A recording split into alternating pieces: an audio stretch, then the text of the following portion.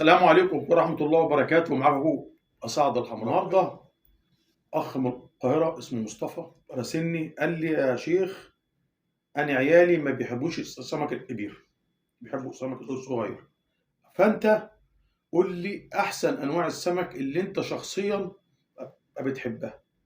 فأنا جبت مجموعة من السمك وهشرح لكم ليه أنا بحبها، بس في نوع أنا النهارده ما ظهرش فأنا هقول اسمه بس.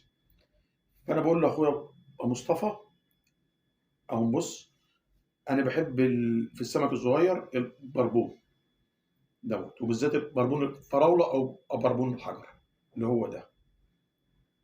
خلاص انا دوت بعشقه، ده اكله جمهري. خلاص النوع اللي بعده مش موجود، اسمه موسى او اسوفوليا او غطيان. خلاص تالت نوع اللي انا بحبه السجان او البطاطا. خلاص السجان او البطاطا. رابع حاجه السردين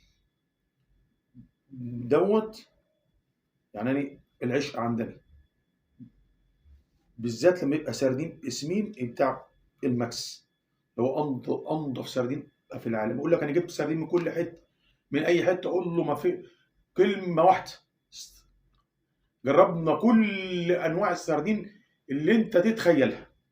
بعد سردين الماكس مفيش سردين. واخد سمعة عالمية سردين الماكس بسبب الأرض اللي هو قاعد فيها والمية الحلوة والميم وسمين السمك فوق درجة أولى. وخامس نوع معانا المرمور، ده هو تاني يعني إيه، لحمه أبيض ولحمه تمام وفوق المية جميل. ده كده احنا اتكلمنا على السمك الصغير.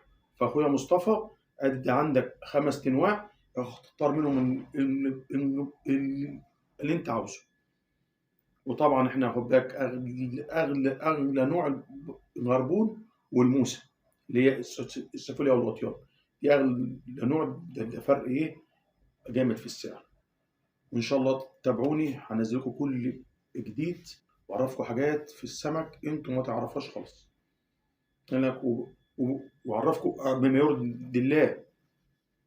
ما تنسوش الصلاة على النبي، الصلاة على النبي يا مكسبي. والسلام عليكم ورحمة الله وبركاته.